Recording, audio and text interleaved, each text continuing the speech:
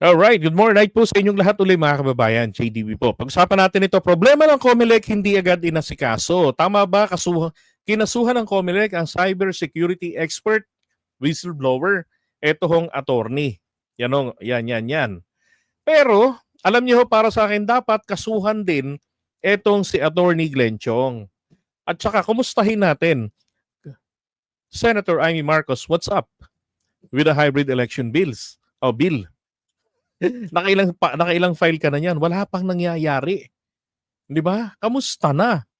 Oh, baka sabihin naman ninyo na ito pong abogado ay isang DDS kaya ano ganyan, hindi ho eh.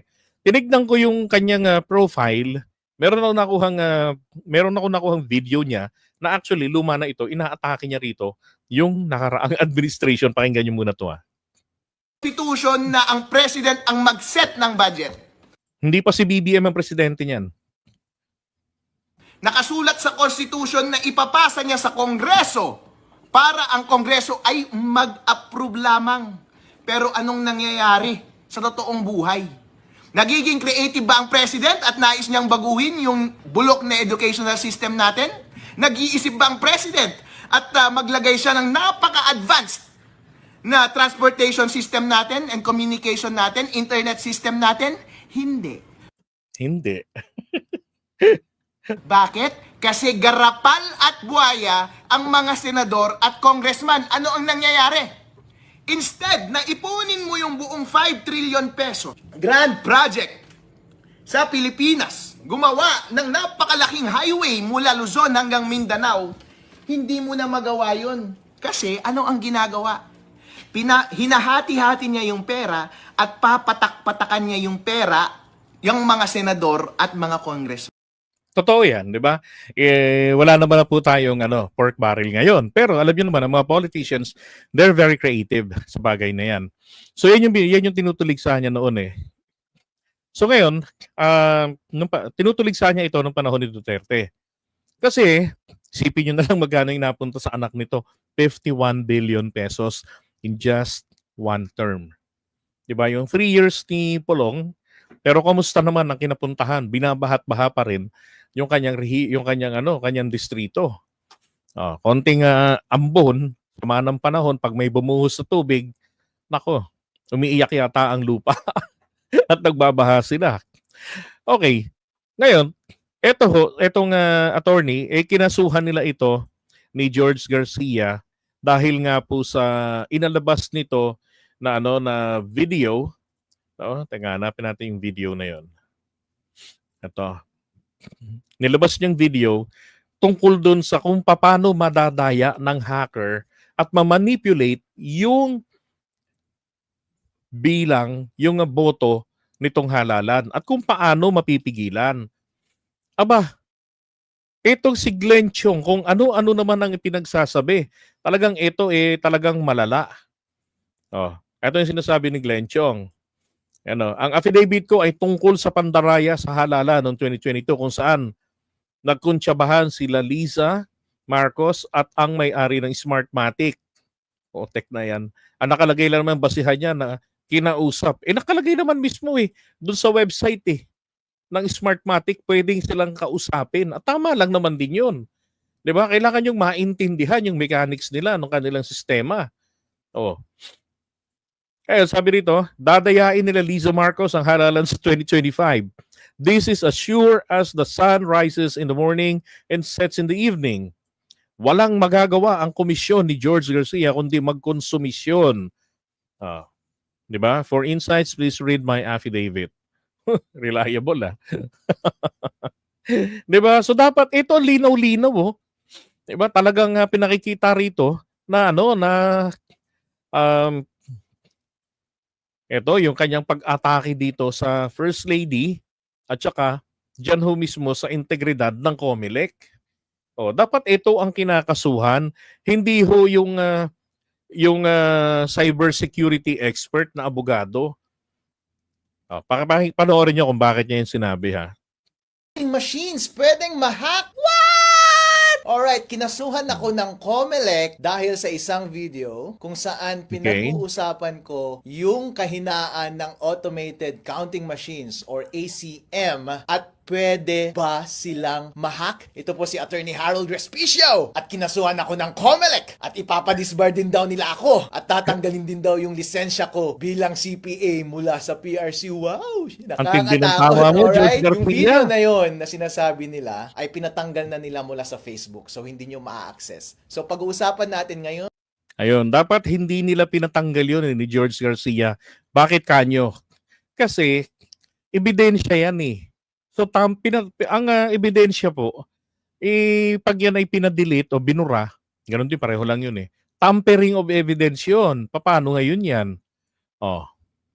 yung araw na ito kung ano yung laman ng video na iyon. Alright. Ako bilang abogado ay isa rin akong IT expert kasi bago ako naging abogado ay isa akong CPA. Nagtrabaho ako sa Deloitte, ang #1 auditing firm sa buong mundo at ang expertise ko was information systems audit. Kaya alam ko ang lahat ng mga bagay na yan. Marunong akong mag-code at marunong akong mag-hack. Ang trabaho ko before was tignan yung mga kahinaan ng mga computer systems at sasabihin ko, "Hoy, pwedeng i-hack ito, baka gusto mong ayusin." Actually, dun sa video na yon, sinabi ko lang na, "Hoy, COMELEC, merong kahinaan itong automated counting machines, baka gusto ninyong ayusin." So, at Okay.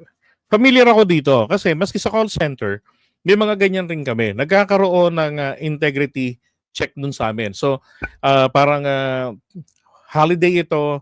So, wala talagang ginagawa ito kapag wala kaming expected na volume of calls. Halimbawa, merong isang event sa US na expected na hindi kami papasukan ng tawag o kaya kung meron man, ida-divert yun sa ibang location, let's say sa Latin America or sa India, sila muna yung makakatanggap ng tawag. So yung systems integrity namin sa call center dito sa Pilipinas, chine-check ng mga katulad nila para malaman kung mahahack pa kami kasi nangyayari po kahit po call center, napapasok at napapasok din ng mga hackers. So, may mag-i-email dyan. Akala naman ng manager legitimate yung email. Pag-click niya, hindi niya alam. May nabuksan na pala siya na worm o minabuksan na siya na kung anong klaseng virus doon na mag-activate na hindi niya namamalayan. Tapos, kumbaga, yun na yung advance party ng hacker. So, yun ang trabaho niya ngayon. Chine-check nila yung kahinaan ng system. Attorney Harold Respicio, ano ba yung sinasabi mong kahinaan doon sa video na yon? Ang sinabi ko was, kapag connected yung ACM sa internet bago mag-print ng election return, pwedeng ma-hack yung makina at madaya ang eleksyon. Okay. Hindi ho ba pagkatapos ng bilang ng boto, 'di ba? Pagdating ng gabi, binibilang ng makina yung mga boto natin. Okay. 'Di ba? So ganito 'yan. Pagpunta mo sa botohan, sa presinto, sulat, mag-shade ka ron, bibigay mo sa teacher, sa salang niya, babasahin. Di ba? So pag binasa niya yon, ano ang makukuha mo ron? Hindi pa naman nagbibilang yung makina eh. Hindi pa nagbibilang doon. Basa pa lang. Sasabihin ngayon doon kung sino yung mga binoto mo. Di ba? Bibigyan ka ng papel. Oh. So ngayon yung papel lang yun, hindi mo pwedeng iuwi. Para magamit mo na pruweba para makabenta mo na, "Hoy, binoto kita." 'Di ba? Makikita mo lang and then huhulog mo rin. Okay, ganon. So, pagkatapos ng nagsara na, no? Nagsara na yung presinto. Mangyayari ngayon, nakakonect yung yung automated counting machine or ACM, dati VCM vote counting machine. So itong ACM, nakakonect sa internet. Ang sinasabi niya, pwedeng itong ma-manipulate, pwede itong ma-hack. Bakit?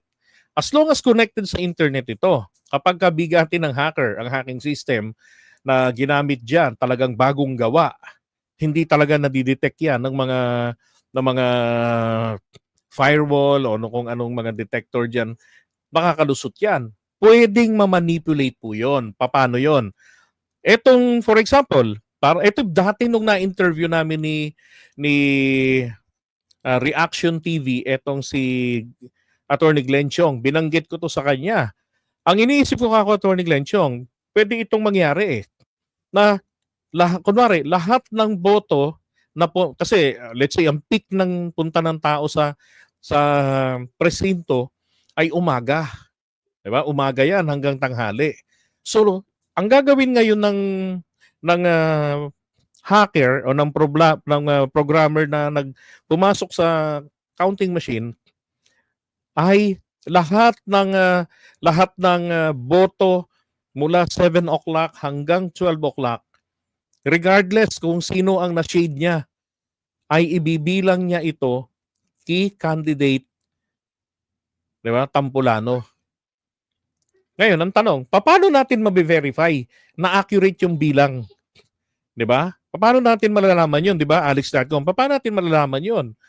Alam lang natin, binoto natin si ganito, si ganito. 'Di ba? Pero hindi natin alam kung yung bang boto natin mismo nabasa ng tama. Hindi alam ng ibang mga bumoto kung yung kanilang boto ay nabasa ng tama. So syempre, lahat ng lagpas alas 12, dahil tapos na yung hanggang doon lang yung scope ng program hanggang alauna, then legit na, tamang pagbasa na. Kukunti lang po yung pumupunta na doon sa presinto. Oh. Siyempre, pagka nagkaroon ng tally sa presinto, ganito yung mga bilang na ay naku, panalo si ganito rito. 'Di ba? Uy, pangalawa si ganito, ang laki ng lamang. Oh, yun ang sinasabi niya. As long as connected ito sa internet, mahahack ito. Oh, kaya nga po, hindi dapat kinokonek ito sa internet. Okay? Kasi pwedeng mangyari doon ang dayaan. Wow, Attorney Harold Respicio, please explain. Ano ba ang proseso ng pagboboto gamit ang automated counting machine? So ito po yung proseso. Ayon sa rules na inilabas ng COMELEC, yung automated counting machines ay nasa presinto on the day of elections. Yung automated counting machine na yon ay connected sa internet the whole day. At kapag boboto ka, ilalagay mo yung boto mo doon at bibilangin ng makina lahat ng boto. Pero yung pagbilang ng makina, para siyang nag-i-score ng basketball. Habang bumoboto ang mga tao, merong running score. Pero hindi katulad ng basketball, yung score doon sa loob ng voting machine na yun, hindi mo nakikita. Walang nakakakita. At makikita lamang yung final score pagkatapos na ng pagboto matapos ang alas 7 ng gabi on election day. At lalabas yung information na yun sa pamamagitan ng pagprint ng election return. Tapos, yung makina, ipapadala niya yung result sa servers ng COMELEC at yun yung official na returns ng election. Ang concern ko was, kapag konektado sa internet yung makina, bago mag-print ng election return at corrupted yung source code ng makina, pwedeng ma-hack ng isang hacker yung makina at dadayain yung lalabas na final score doon sa election returns at madadaya yung resulta ng election. Yun po ang puntos ko doon sa video na iyon. So, Attorney Harold Respicio, Di ba? Yun nga rin yung matagal ko na nga sinasabi. Pwede kasing mangyari hanggat connected yan. Sabihin natin merong source code. Bakit? Gano'n tayo nakakasiguro na yung source code na yan perfect? Ito yung nakaraang 2022 election nga lang eh. Very, tawag dito. Sabi nung iba ha, kapansin-pansin, bakit ano nangyari? Kada computer po kasi, kada gadget na kumonekta sa internet, meron itong kanya-kanyang IP address. 'Di ba? Yung IP address, kumbaga sa tao, ito yung pinaka-fingerprints. Unique yan sa bawat isa. So, ganun din ang IP address. Bakit ilang daang o ilang libong computers na nag-transmit ng mga boto, pare-pareho ang IP address? Yung nakaraang 2022. Kaya nga dinidispute yan sa COMELEC eh. 'Di ba? Yung hiwaga na yan. Ngayon, ang sinasabi niya rito, wag nyo munang i-connecta yan sa internet. Magbilang yan, isubo ninyo yung balota, i-read niya yan, 'di ba? Let's say nandoon sa presinto. Wag i-connect. Kapag ka magta-transmit na lamang ng resulta ng isang classroom, ng isang presinto, doon na lang po, doon na lamang ito magiging automated. Pero hanggat nagbobotohan ang tao the whole day, hanggang counting, hindi dapat ito konektado sa internet. Para yung source code roon, yung program nun, yun po ang gagana. Accurate ang bilangan. Pero ang problema, kapag connected ito sa internet, patay tayo dyan. Hindi natin alam kung kailan ito na-manipulate. Hindi natin alam kung anong resulta ang ilalabas nito. Actually, ang automation system na yan, paglabag yan sa ating election code. Ang nakalagay sa election code natin, dapat po transparent and credible. Paano mo masasabing transparent? Hindi mo nakita paano binasa ang mga balota natin. Makina ang nagbasa. Paano mo masasabing credible? Na hindi mo nga alam paano nabasa yon. Alam mo lang, nabasa ng makina right after mong bumoto yung mga taong sinade mo. Pero hindi mo alam kung nabasa na ba yan talaga niya as is. 'Di ba? Nung gabi pagkatapos ng bilangan. So sinasabi ni Attorney Respicio, tapusin yung botohan, mag-counting tayo nang walang connection sa internet. Total may program yan, gagana yan, magbibilang yan. Tapos, i-print na ninyo yung election returns hindi pala piniprint. Ang election returns, isinusulat. Di ba? Tapos nilalagay yun sa envelope. Ilang taon ako, may 10 taon ako nagwa-watcher. Kahit sa barangay, nagwa-watcher ako, sayang rin ng 500 ba? So, ilalagay yun sa envelope, 7 kopya yan. Yung major political party, merong ganyan. Yeah, that's correct. I still remember that. Nasabi nyo to noon. Oh. Di ba? Magkakaroon ng kopya lahat. So, alam na ng mga tao ano yung nanalo sa presintong ito, sino yung nanalo, ano ang score ng buong eskwelahan na to. Oh, ganoon. 'Di ba? Kasi may mga kopya na ang lahat. Oh, tapos buong Pilipinas, ganun yung sistema. So, accurate na po yung laman ng election returns. Yung mga ER. 'Di ba? So, pag-transmit sa national server ng COMELEC, doon na po siyempre gagamitin ng internet. Ganun pa man, hindi pwedeng madaya na yun kasi alam na ng taong bayan kung ano laman ng resulta ng specific precinct. 'Di ba? Bakit? Pwede bang mabago yung source code ng isang makina? Well, ang binanggit ko doon sa video was pwede on principle basta may physical access ka sa makina. Bilang eksperto sa IT, ikaw din kapag bumibili ka ng gadget mo doon sa Green Hills, 'di ba? Kapag nakaw yung cellphone na yon or nakaw yung laptop, Right. pagdadalhin mo doon, babaguhin na nila yung source code ng computer na yon kahit may password pa yung device na yon. Kasi ang basic principle ng information system security is basta may physical access sa device, ang isang masamang tao at gusto niyang baguhin yung source code ng makina na yon, pwede mong mabago yung source code ng makina na yon. So, on principle, ang mga makina ng pagboto, basta merong access ang tao dyan, pwedeng mabago yung source code. Ngayon, ang diniscuss ko doon sa video was, sige, sinesecure nga ng COMELEC lahat ng makina na iyon. Actually, meron bang opening, ang sinabi ko sa video is, meron bang opening or instance na baka hindi nakatingin yung gwardiya na merong bad actor doon at baguhin niya yung source code? Kayo na lang ang humusga, di ba? So, mahirap iwasan yun kasi kahit gaano ka pa ka-stricto sa pagbantay ng makina, kahit konting sandali lamang na merong access ang masamang tao doon sa makina, halimbawa, galing sa loob ng gobyerno, kung gusto nilang dayain yung eleksyon, pwede nilang dayain yung eleksyon. Yun yung binanggit ko doon sa video na iyon.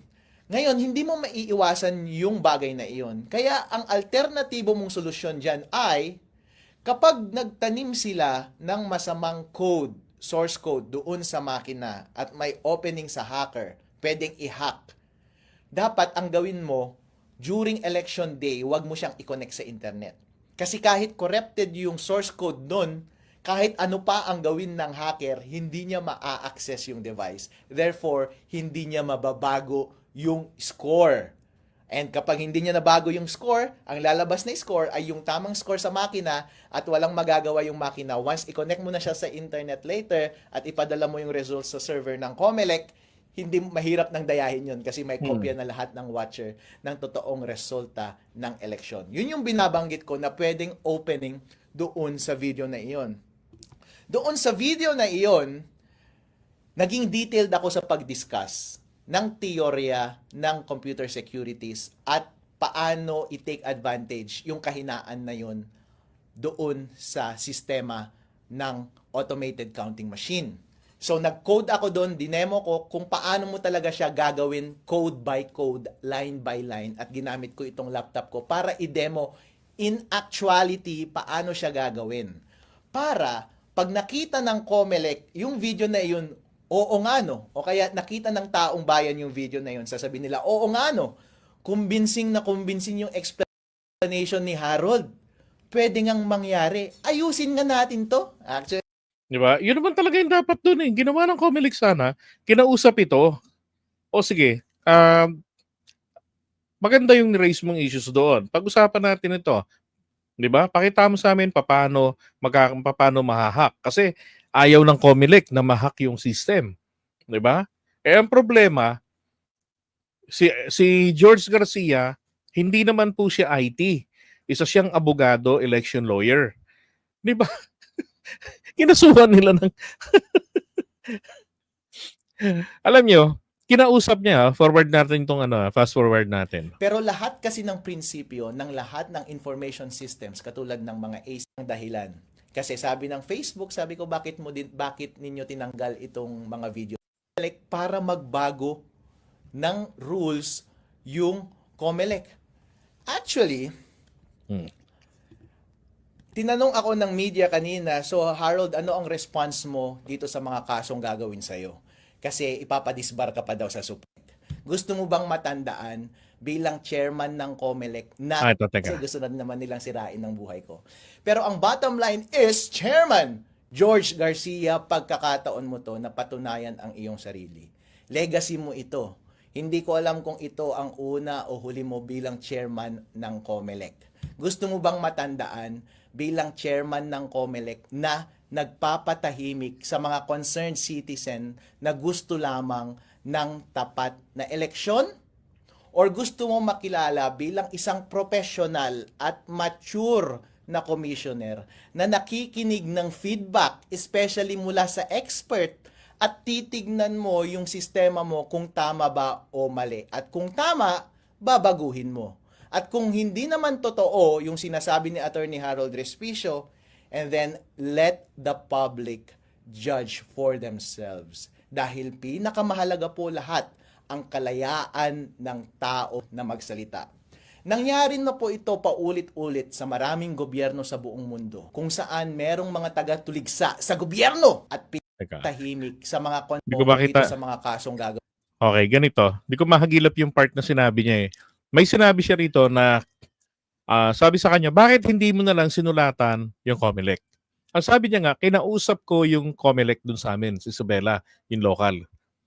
Pero hindi rin daw po nito alam kung anong gagawin. No? Kung anong magiging reaction sa kanya. Yan natin Ako sa kandidasiya ko bilang Vice Mayor ng Reyna Mercedes ng Isabela, well, hindi ko gagawin. Na po ito paulit-ulit sa dito sa mga para maayos itong voting machine. Bakit naman kasi hindi mo na lang sinulatan yung COMELEC para i-report yan, para mag-usap kayo ng COMELEC? Bakit mo pa inilabas sa public? Actually, sir, nilabas ko yung video na yun on the day na nag-demo yung COMELEC doon sa aming probinsya, sa Reyna Mercedes, Isabela. Kasi tumatakbo rin akong Vice Mayor doon sa aming probinsya. And during demonstration, kinausap ko yung head ng COMELEC sa aming bayan. Tinanong ko siya about sa vulnerability na ito. Hindi niya masagot at dinismiss niya ako. Dismissive siya sa akin. Pinakausap niya sa akin yung provincial COMELEC. Tinanong ko siya, pinagalitan pa ako. Dinismiss niya ako at binabaliwala niya yung concern ko. So, anong gagawin ko? Malamang kapag erase ko sa COMELEC, since ganun na yung attitude niyo COMELEC, wala na akong ibang choice. Kundi, ibigay sa taong bayan yung impormasyon na yon at sila ang mismong magtutulak sa COMELEC na improve nila yung sistema nila. Alright? Tama, 'di ba? Dapat gano'n naman talaga eh. O ayaw siya, hindi siya pinapansin. Ang dapat ginawa ng local COMELEC nila, kung hindi nila ito naiintindihan, dapat ang ginawa nila ron, in-advise ito, ni-refer ito sa national. 'Di ba? Eh total abogado naman ito. Yung kanyang expertise sa cybersecurity. Oh, 'di ba? Kaya dito ako naiinis. Sorry sa mga sa mga supporters ni George Garcia. Pero para sa akin po, hindi ito dapat kinasuhan. Lito pa rito ang COMELEC kung anong ikinaso sa kanya. May nagsabi na kinaso raw sa kanya ay cyber libel. Wala namang libelous doon sa kanyang statement. So, ito ho yung ikinaso sa kanya. Again na hindi cyber libel ang isinampang kaso sa akin ng COMELEC. Ang isinampa nilang kaso ay Article 154 ng Revised Penal Code, Publication and Unlawful Utterances. Obscure na provision ito sa Revised Penal Code, napakaluma. Walang taong nakakasuhan under sa provision na ito. In essence, kailangan naglabas ako ng false news or fake news which may endanger public order or damage the interest of the state. So, kailangan nilang patunayan na fake news yung sinabi ko.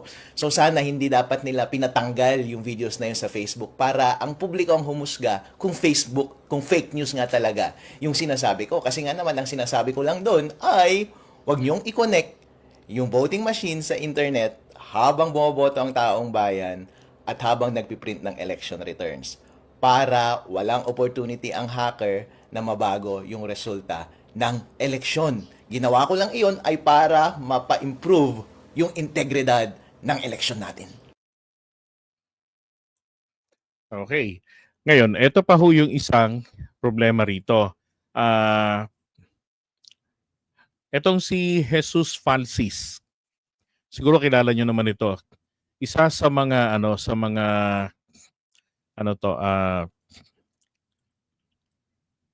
pro BBM vloggers. Teka ha.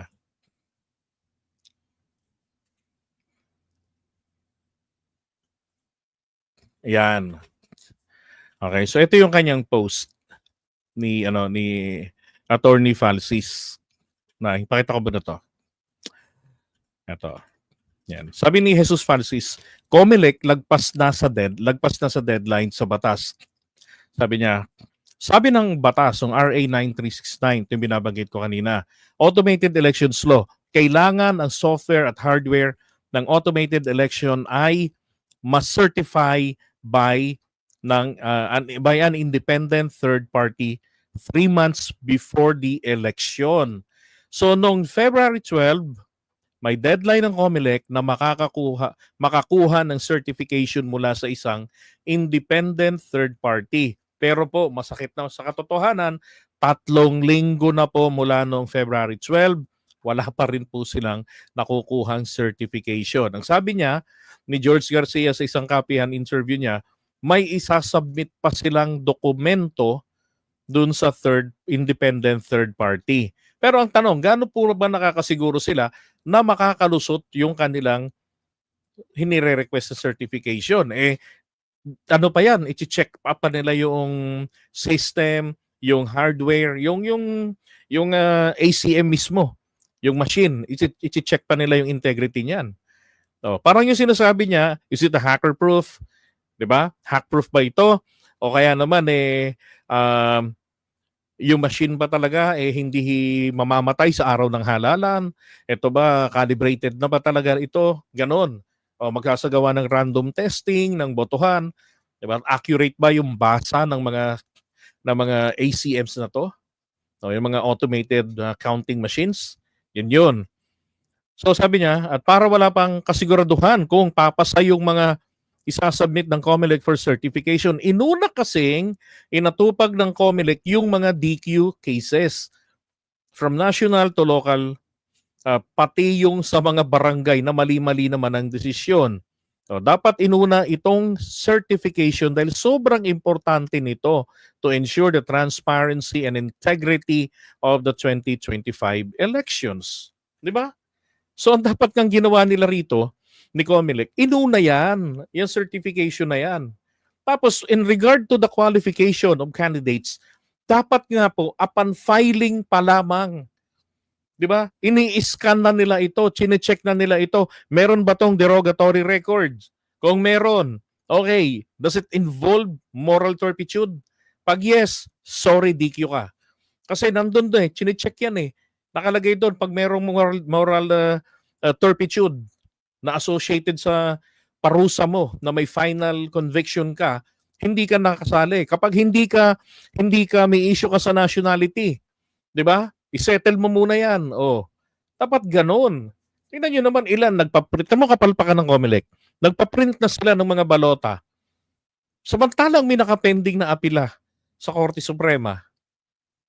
'Di ba? So, ang ginawa nila ngayon,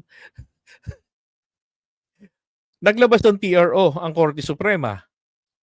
Oh, di no choice sila, kailangan nilang gumastos uli ng pera ng taong bayan para sa pagpapaprint at pagpapa-layout na naman at lahat redesigning, lahat 'yan. Start na naman from zero.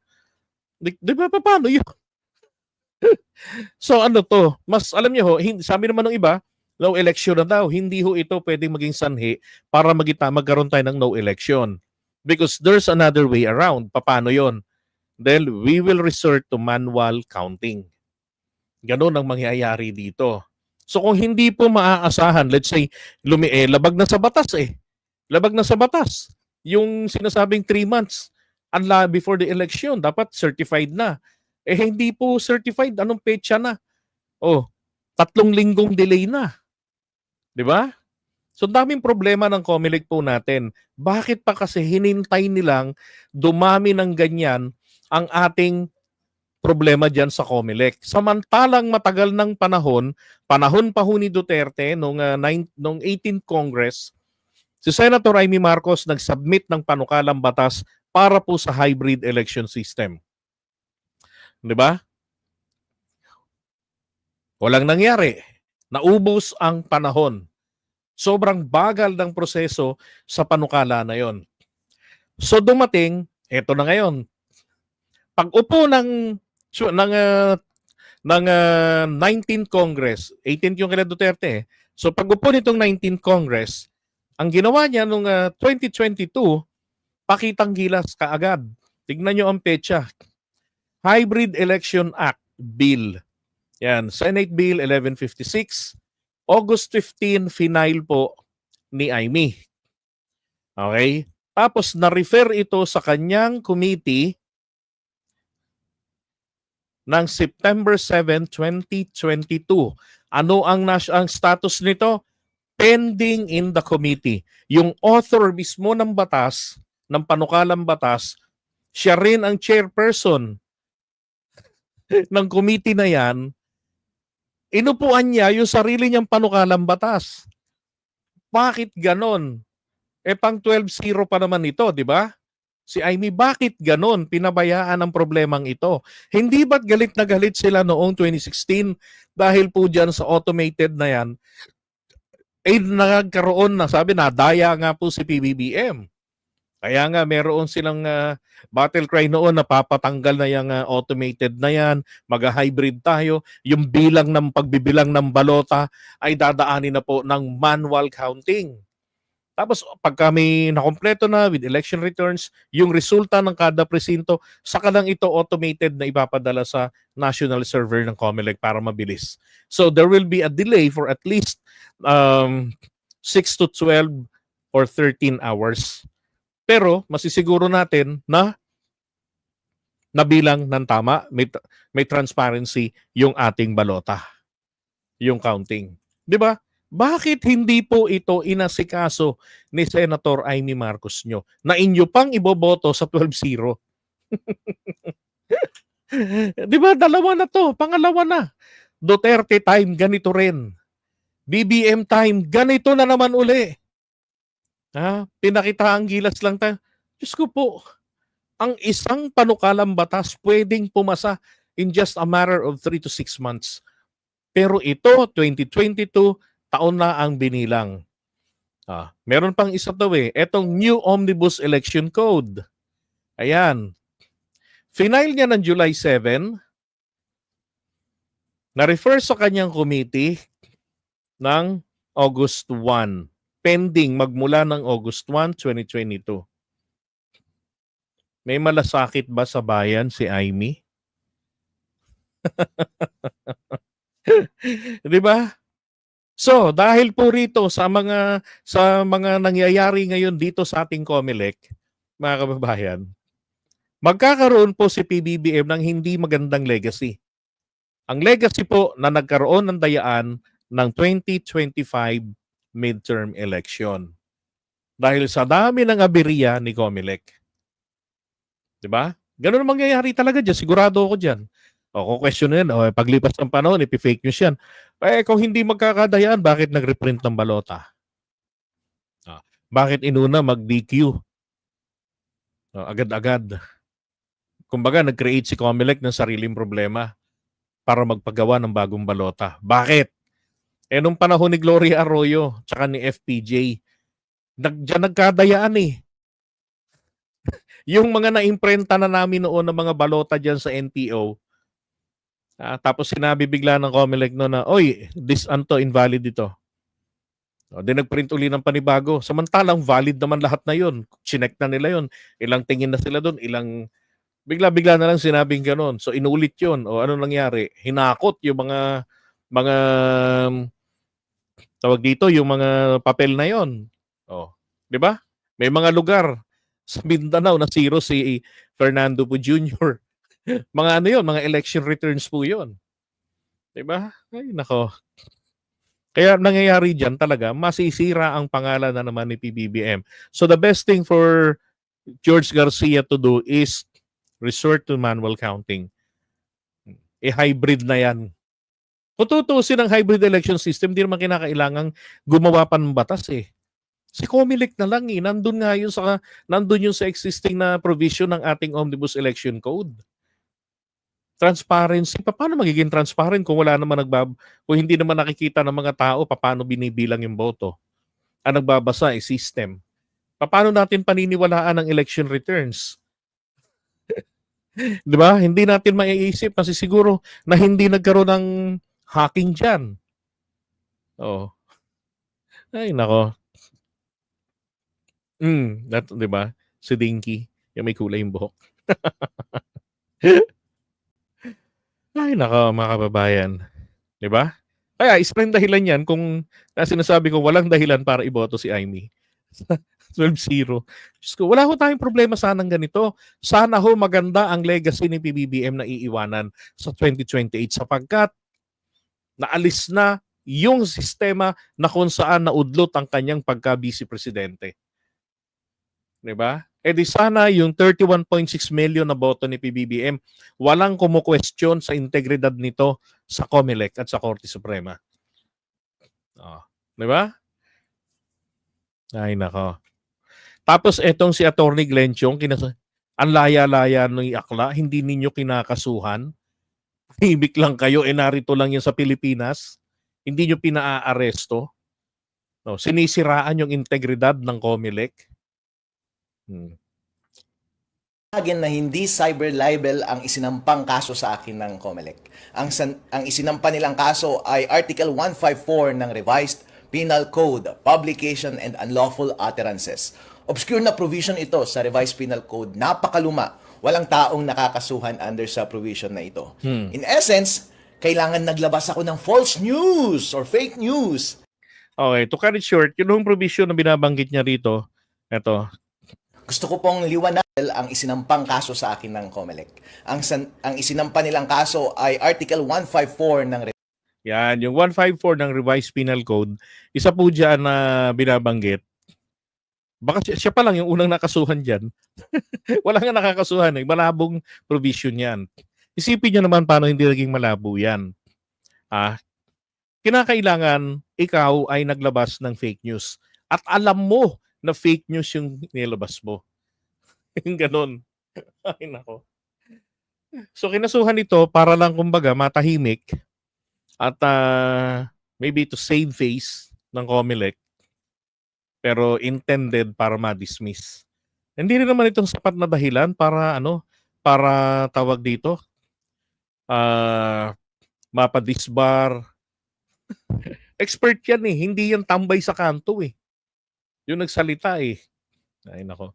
Dapat nga pinakikinggan nila yan. Tapos Glenn Chong, wala kayong ginagawa. Hello, Comelec, ano ba? Papatawa ba kayo?